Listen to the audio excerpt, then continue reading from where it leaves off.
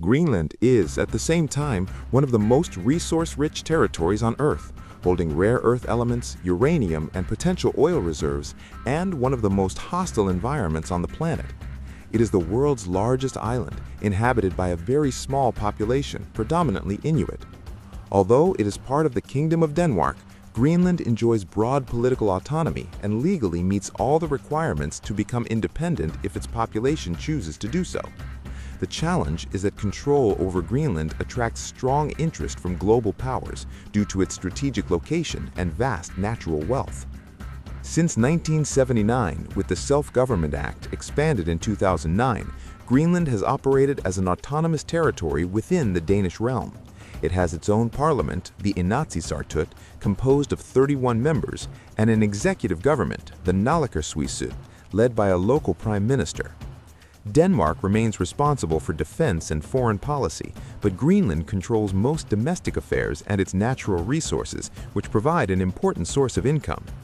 Internationally, although formally represented by Denmark, Greenland actively participates in Arctic and climate-related discussions. Geographically, Greenland covers more than 2 million square kilometers, with approximately 84% of its surface buried under an ice sheet that can reach up to 3 kilometers in thickness.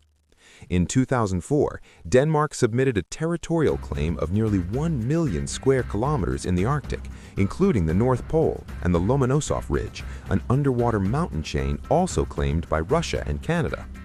This area is strategically vital, positioned between North America, Europe, and Russia, near key North Atlantic maritime corridors. Greenland is sparsely populated, with a population density of only 0.14 people per square kilometer. Despite being about 50 times larger than mainland Denmark, it holds just 1% of Denmark's population. Social conditions are challenging, education levels are low, cities are not connected by roads, the trade balance is negative, and the economy heavily relies on fishing.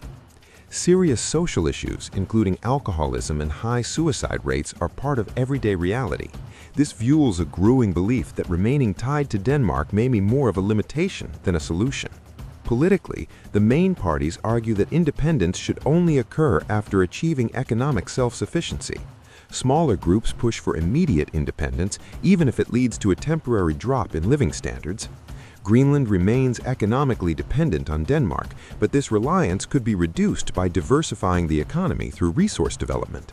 Mining activity on the island dates back to the 19th century, beginning with copper and cryolite. During the 20th century, zinc, lead, silver, and coal were extracted. Uranium was discovered in 1956 and mined until the 1980s, when Denmark abandoned its nuclear ambitions.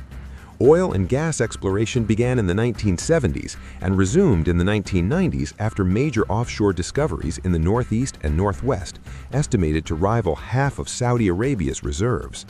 Despite this potential, in 2021, Greenland's government decided to halt fossil fuel exploration, citing environmental risks and economic overdependence.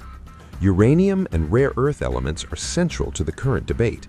Greenland holds 10% of the world's rare earth reserves, and the Kvanefjeld site could become one of the largest mines globally.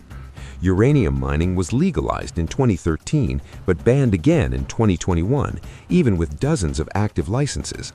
The issue became politically explosive when it was revealed that a Chinese company was the main shareholder in a major mining project.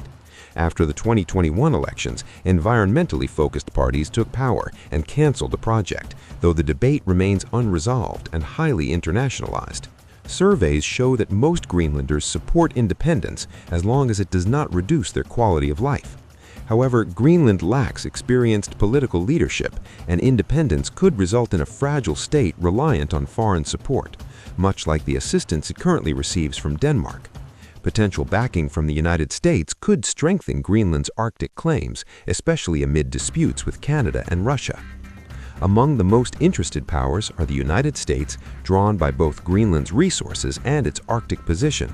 The U.S. already operates the Thule Air Base on the island and historically shown interest in acquiring Greenland, attempting to purchase it in 1946 and again in 2019. China has also emerged as a key player, branding itself as a near-Arctic power. For Beijing, Greenland is a critical component of the future Polar Silk Road, which could significantly shorten trade routes between Asia and Europe. Chinese firms are currently involved in several mining ventures aligned with China's broader geopolitical strategy. Russia, while not directly involved in Greenland itself, maintains the strongest military presence in the Arctic. It operates the world's largest icebreaker fleet, dominates the northern sea route, and invests heavily in port infrastructure. Moscow views this route vital to its national strategy and seeks partnerships, particularly with China, to make Arctic development economically viable. Global interest in the Arctic is driven by emerging trade routes between Asia and Europe, made possible by melting ice and advanced icebreaker technology.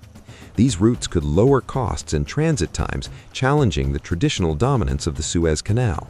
Estimates suggest the Arctic contains 13% of global oil reserves, 30% of natural gas reserves, as well as diamonds, gold, rare earth elements, and massive fishing resources. Territorial disputes involve Denmark, Canada, Russia, Norway, and the United States, especially around the Lomonosov Ridge. Russia is the most militarily prepared for this new geopolitical competition, while the U.S. advocates for the internationalization of Arctic sea lanes. Canada seeks control over the Northwest Passage, Denmark claims extensive northern areas via Greenland, Norway takes a more cooperative stance, and China emerges as a powerful new contender. Amid this growing tension, environmental organizations such as Greenpeace campaign strongly against Arctic resource exploitation, shaping global public opinion. The outlook points to rising political, economic, and military friction as ice continues to melt and access to the region expands. The struggle for control of the Arctic has already begun, and Greenland stands at the very center of this new global geopolitical chessboard.